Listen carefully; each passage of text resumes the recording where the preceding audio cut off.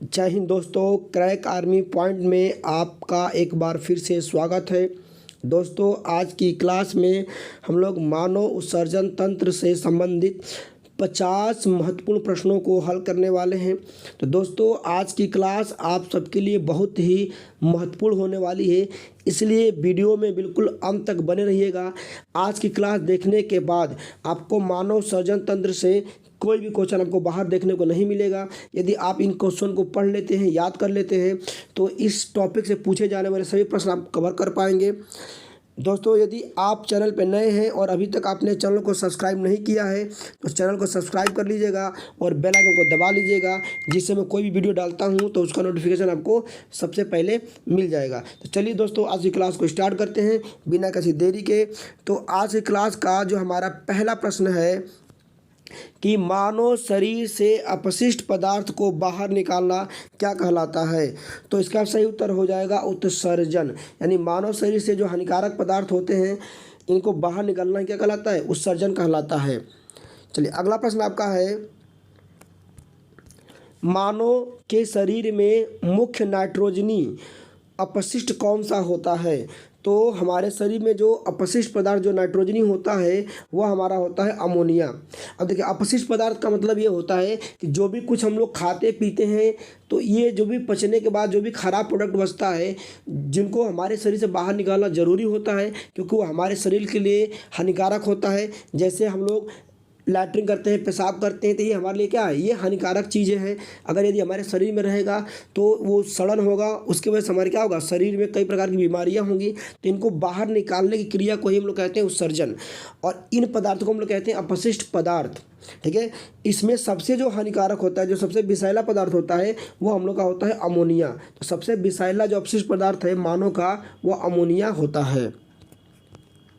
चलिए, अगला प्रश्न आपका है कि मानव शरीर में अमोनिया का निर्माण किसके टूटने से होता है। यानी जो हमारे शरीर में जो अमोनिया बनती है वो किसके टूटने से बनता है। तो इसका सही उत्तर हो जाएगा एमिनो अम्ल यानी एमिनो एसिड के टूटने से किसका निर्माण होता है, अमोनिया का निर्माण होता है।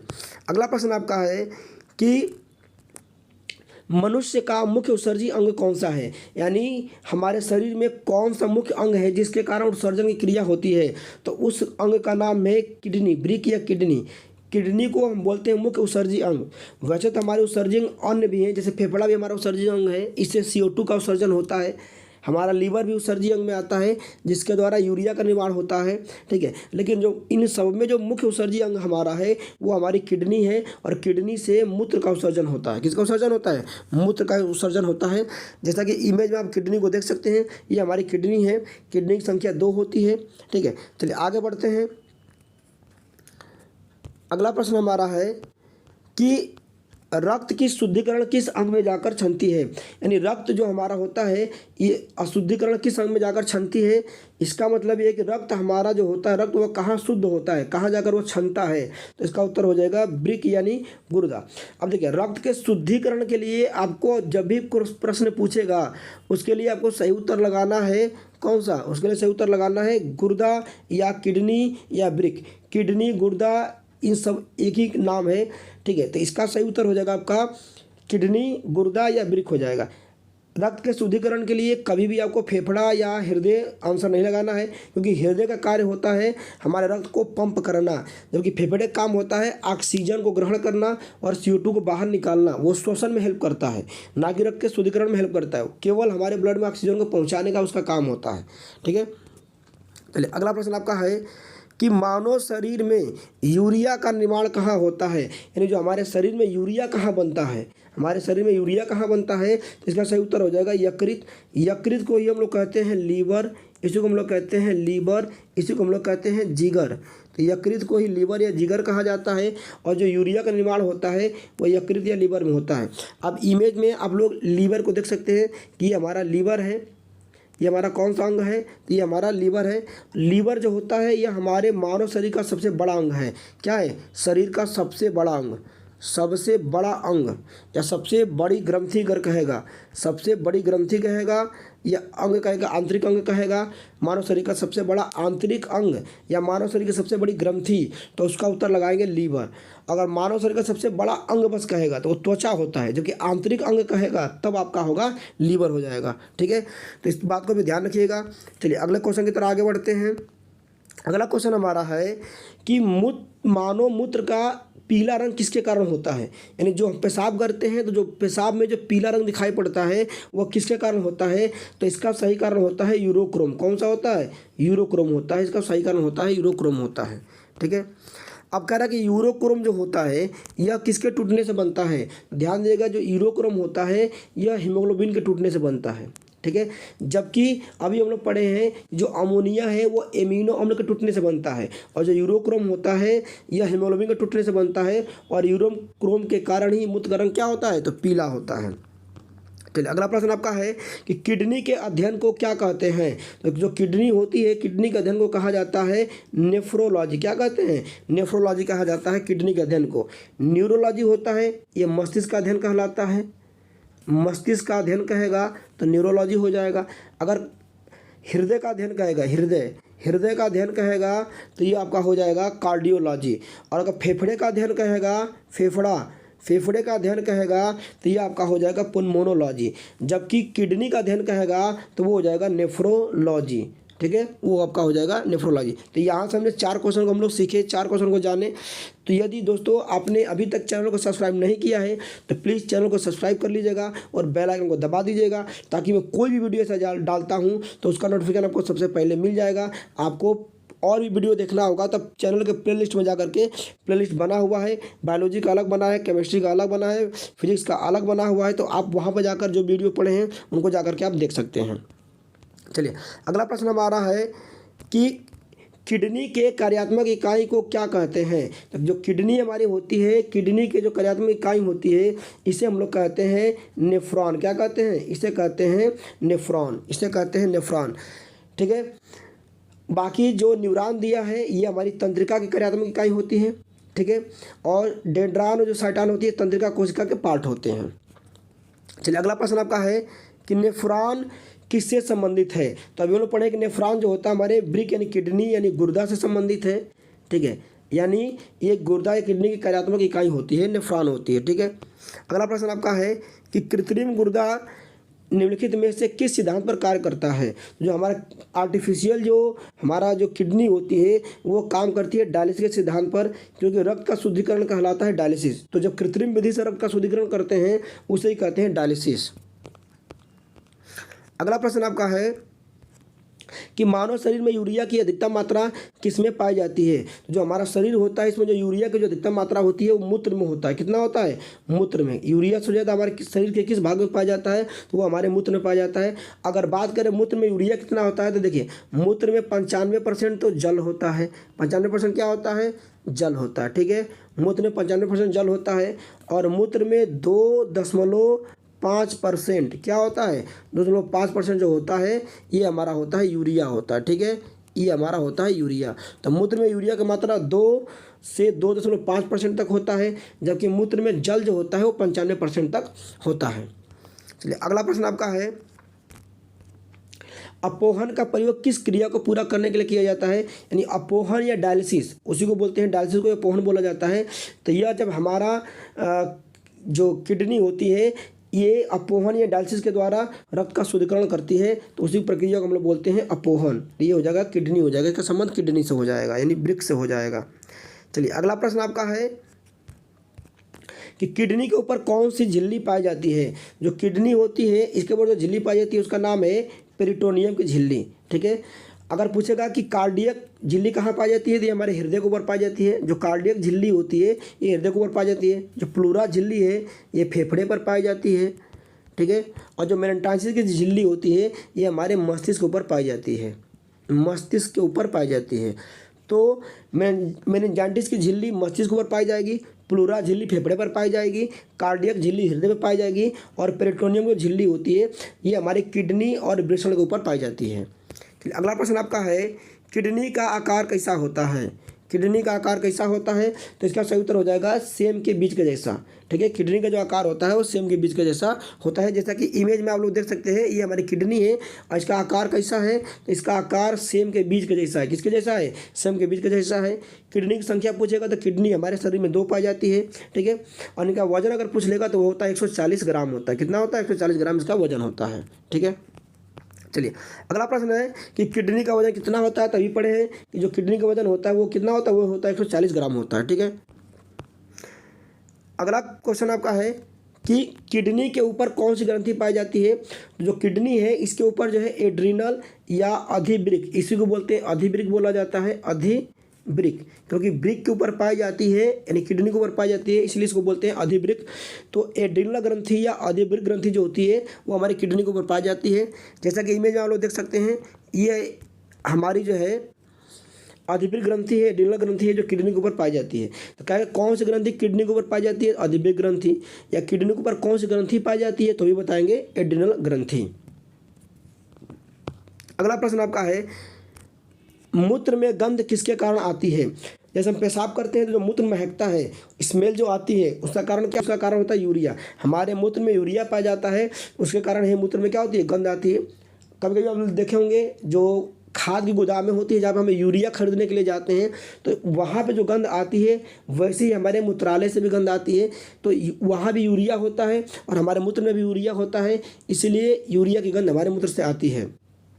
ध्यान दीजिएगा, यूरिया से कुछ नहीं याद रखिएगा, कई बार तो यूरिया का सूत्र पूछ लेता है। इसका सूत्र होता है NH2CO, ठीक है, NH2 होता है। ठीक है, NH2CO यूरिया का सूत्र होता है और यूरिया की मानव द्वारा बनाया गया पहला कार्बनिक पदार्थ है जिसको प्रयोगशाला में बनाया गया था। चलिए अगला प्रश्न आपका है मूत्र में कौन सा अम्ल होता है। तो जो मूत्र होता है, हमारे मूत्र में यूरिक अम्ल पाया जाता है। कौन सा अम्ल पाया जाता है, मूत्र में यूरिक अम्ल पाया जाता है। ठीक है, अगला प्रश्न आपका है कि मूत्र में जल कितने प्रतिशत होता है, यानी मूत्र में जो जल का मात्रा कितने % होता है। तो मूत्र में जो जल होता है वो कितना होता है, वो होता है 95%। अभी आगे पढ़े हैं कि मूत्र में जल 95% होता है। जबकि मूत्र में अगर पूछ लेगा आपसे कि यूरिया कितनी होती है, तो 2 से लेकर के 2.5% तक यूरिया पाया जाता है हमारे मूत्र में। अगला प्रश्न आपका है कि क्रिएटिनिन किसके मूत्र में पाया जाता है। जो क्रिएटिनिन होता है यह गर्भवती महिला के मूत्र में पाया जाता है, यानी जो प्रेगनेंसी की जो जांच की जाती है इसी के आधार पर की जाती है। जिस महिला के मूत्र में क्रिएटिनिन पाया जाता है, मतलब कि माना जाता है वो प्रेग्नेंट महिला होती है या जो अपने बच्चों को दूध पिलाती है महिला, उनके मूत्र में क्रिएटिनिन की मात्रा पाई जाती है। चलिए अगला प्रश्न आपका है कि मूत्र को नियंत्रित करने वाला हार्मोन कौन सा है। तो मूत्र को जो नियंत्रित करने वाला हार्मोन है इसे हम लोग कहते हैं वैसोप्रीन हार्मोन। इसे क्या कहते हैं, वैसोप्रीन हार्मोन कहा जाता है। इसे डाईयूरेटिक हार्मोन भी कहते हैं, वैसोप्रीन हार्मोन या डाईयूरेटिक हार्मोन भी कहते हैं। ठीक है, अब इसमें थोड़ा सा दिया इंसुलिन के बारे में देख लेते हैं। इंसुलिन भी हार्मोन है, लेकिन ये ग्लूकोज का नियंत्रण करता है। किसका नियंत्रण करता है, ग्लूकोज का नियंत्रण करता है। तो क्या ग्लूकोज को नियंत्रित करने वाला हार्मोन कौन सा है, इंसुलिन हार्मोन है। और इंसुलिन हार्मोन की जो खोज किया था वो किया था विलियम बेंटिंक ने। अगला प्रश्न आपका है कि अमोनिया को यूरिया में कौन बदलता है। तो अमोनिया जो होता है, अमोनिया का यूरिया में जो बदलाव होता है यह हमारे यकृत यानी लीवर के द्वारा किया जाता है। लीवर जो होता है वही क्या करता है, लीवर ये हमारे जो है अमोनिया को यूरिया में बदलता है। चूँकि आप इमेज में देख सकते हैं ये हमारा लीवर है। ठीक है, और इसी के कार्य होता है यूरिया को अमोनिया में बदलना। चलिए अगला प्रश्न देखते हैं। अगला प्रश्न आपका है कि मूत्र में यूरिया की मात्रा बढ़ने को क्या कहते हैं। मूत्र में यूरिया की जो मात्रा बढ़ जाती है उसे क्या कहा जाता है, तो उसे कहते हैं यूरीमिया। उसे क्या कहते हैं, उसे कहते हैं यूरीमिया कहा जाता है। ठीक है, और यदि हमारे रक्त में ग्लूकोज की मात्रा बढ़ जाए, किसकी मात्रा, ग्लूकोज, यदि ग्लूकोज की मात्रा बढ़ती है, ग्लूकोज की मात्रा अगर बढ़ती है तो इसे कहते हैं हाइपरग्लाइसेमिया। और यदि ग्लूकोज की मात्रा हमारे ब्लड में घट जाती है, और ग्लूकोज घटता है, अगर ग्लूकोज की मात्रा घटती है तो उसे कहते हैं हाइपोग्लाइसीमिया। जबकि ग्लूकोज अगर रक्त में बढ़ जाए तो उसे कहते हैं हाइपोग्लाइसीमिया, और उसी को हम लोग कहते हैं शुगर या मधुमेह कहा जाता है जब ग्लूकोज हमारे ब्लड में बढ़ जाता है। ठीक है, अगला प्रश्न आपका है कि मूत्र में कौन सा विटामिन उत्सर्जित होता है, यानी मूत्र जो हम पेशाब करते हैं तो हमारे शरीर से कौन सा विटामिन बाहर निकलता है मूत्र के द्वारा, तो विटामिन सी होता है। क्योंकि विटामिन बी और सी जो होते हैं ये जल में घुलनशील होते हैं, ये फैट में घुलनशील नहीं होते हैं। तो हमारे कुल 6 विटामिन होते हैं, जिसमें से बी और जो सी होते हैं ये जल में घुलनशील होते हैं। किसमें होते हैं? जल में घुलनशील होते हैं, ठीक है। और इसी कारण ये मूत्र के साथ बाहर निकलते रहते हैं, ठीक है। अगला प्रश्न आपका है, किडनी में बनने वाली पथरी किसकी बनी होती है? जो किडनी में जो पथरी बनी होती है वो किसकी बनी होती है? वो बनी होती है कैल्शियम ऑक्जेलेट की बनी होती है। अगला प्रश्न आपका है कि ब्राइट डिजीज कौन सा अंग प्रभावित होता है? ब्राइट डिजीज में कौन सा अंग प्रभावित होता है? तो इसका सही उत्तर हो जाएगा हमारी ब्रिक यानी हमारी किडनी जो होती है, ठीक है, वो ब्राइट डिजीज में प्रभावित होती है। इसमें किडनी भूरे रंग की हो जाती है। अगला प्रश्न आपका है, बोमेन संपुट कहाँ पाया जाता है? जो बोमेन संपुट या जो बोमेन कैप्सूल होता है यह कहाँ पाया जाता है? तो यह पाया जाता है हमारे गुर्दा यानी किडनी के अंदर पाया जाता है, बोमेन संपुट पाया जाता है, ठीक है। ये देखिए, ये आपका बोमेन संपुट होता है, ठीक है। इसमें जो ये प्याली नुमा जो संरचना दिखाई दे रही है, ऐसे करके जो संरचना दिखाई दे रही है, इसी को हम बोलते हैं बोमेन संपुट। और बोमेन संपुट का काम होता है रक्त को छानना, रक्त यहीं आकर के छनता है, बोमेन संपुट में ही छनता है। चलिए, अगला प्रश्न है कि पथरी रोग में किसका सेवन नहीं करना चाहिए? तो पथरी रोग जो होता है इसमें टमाटर और बैगन यानी जो बीज वाले जो भी फल जो भी चीज़ें होती हैं उनका सेवन जो है पथरी रोग में नहीं करना चाहिए। चलिए, अगला प्रश्न आपका है कि किडनी के बाहरी भाग को क्या कहते हैं? तो किडनी का जो बाहरी भाग होता है उसे कहते हैं कॉर्टेक्स। क्या कहते हैं? कॉर्टेक्स कहते हैं, ठीक है। अब देख सकते हैं इमेज में आप लोग देख सकते हैं कॉर्टेक्स कौन सा होता है। देखिए आपको मैं दिखाता हूँ। इसमें जो ये आपका ये वाला जो बाहरी भाग जो दिखाई दे रहा है किडनी का, ये वाला जो भाग दिखाई दे रहा है, ये वाला, इस वाले भाग को हम लोग कहते हैं कॉर्टेक्स। क्या कहते हैं? इसे हम लोग कहते हैं कॉर्टेक्स कहते हैं। कॉर्टेक्स कहा जाता है इसी वाले भाग कॉर्टेक्स। और इसमें जो ये गोल गोल सा दिखाई दे रहा है ना, जो गोल गोल सा आपको दिखाई दे रहा है, इस वाले पार्ट को हम लोग कहते हैं मेडुला। क्या कहते हैं? इसे कहते हैं मेडुला। इसे कहते हैं मेडुला। और जो बाहर का संरचना आपको दिखाई दे रही है इसे कहते हैं कॉर्टेक्स, ठीक है। चलिए, अगला प्रश्न आपका है कि किडनी के आंतरिक भाग को क्या कहते हैं? तो देखिए, बाहरी भाग को कहते हैं कॉर्टेक्स और आंतरिक जो भाग होता है उसे कहते हैं मेडुला। उसे कहते हैं जो ऐसे संरचना बना हुआ था किडनी के अंदर उसको हम लोग कहते हैं मेडुला। तो ये जो संरचना होता है अंदर उसे कहते हैं मेडुला और बाहरी भाग को कहते हैं कॉर्टेक्स, जैसे आपको इसमें दिखाई दे रहा है इमेज में, ध्यान से देख सकते हैं। चलिए, अगला प्रश्न आपका है कि उत्सर्जन की इकाई किसे कहते हैं? तो उत्सर्जन की जो इकाई होती है उसे हम लोग कहते हैं नेफ्रॉन को। किसे कहा जाता है? नेफ्रॉन को ही कहते हैं। किडनी की कार्यात्मक इकाई या उत्सर्जन की इकाई जो होता है वो नेफ्रॉन को कहा जाता है। चलिए, अगला प्रश्न आपका है कि शरीर में किडनी कहाँ पाई जाती है? जो शरीर में जो किडनी होती है वो हमारे कशेरुक दंड यानी जो रीढ़ की हड्डी होती है, रीढ़ की हड्डी, तो रीढ़ की हड्डी के अगल बगल में पाया जाता है। जैसा कि इमेज में हम लोग देख सकते हैं, ये हमारी किडनी है, इमेज आपको दिखाई दे रही है, ये हमारी किडनी है और यह किडनी ये जो हमारा कशेरुक दंड है इसके अगल बगल में ये पाई जाती है। हमारा कशेरुक दंड है, इसी के अगल बगल में ये पाई जा रही है, इसको बोलते हैं कशेरुक दंड। ये हमारा पूरा कशेरुक दंड होता है, इसी के अगल बगल में पाई जाती है, इसको बोलते हैं कशेरुक दंड। कशेरुक दंड बोला जाता है, यानी यही हमारी होती है रीढ़ की हड्डी होती है, ठीक है। तो इसी के अगल बगल में किडनी जो है पाई जाती है। देख सकते हैं इसमें एक जो किडनी है, जो राइट वाली जो किडनी है वो थोड़ी सी दबी हुई है और जो लेफ्ट वाली किडनी थोड़ी सी उठी हुई है। तो पूछेगा कौन सी किडनी अंदर की मतलब नीचे धंसी होती है या छोटी होती है? तो बताएंगे कि जो दाईं वाली जो किडनी होती है, जो राइट वाली जो किडनी होती है वो नीचे दबी होती है और क्या होती है, थोड़ी सी छोटी होती है। जबकि लेफ्ट वाली जो किडनी होती है क्या होती है, बड़ी होती है, साइज में थोड़ी सी बड़ी होती है। चलिए, अगला प्रश्न है किडनी द्वारा किसका उत्सर्जन होता है? तो ध्यान रखिएगा, किडनी के द्वारा जो है किसका उत्सर्जन होता है? मूत्र का उत्सर्जन होता है। यानी किडनी के माध्यम से मूत्र क्या होता है, हमारे शरीर से बाहर निकलता है, क्योंकि मूत्र का निर्माण हमारे किडनी में ही होता है और यहीं से मूत्र क्या होता है, उत्सर्जन होता है हमारे शरीर से। अगला प्रश्न आपका है हेनली का लूप कहाँ पाया जाता है? तो हेनली का जो लूप है ये हमारे पाया जाता है गुर्दा यानी किडनी के अंदर पाया जाता है हेनली का लूप। बोमेन संपुट हो गया, हेनली का लूप हो गया, सब किडनी के अंदर पाए जाते हैं। अगला प्रश्न आपका है किडनी में पाए जाने वाली प्यालीनुमा संरचना को क्या कहते हैं?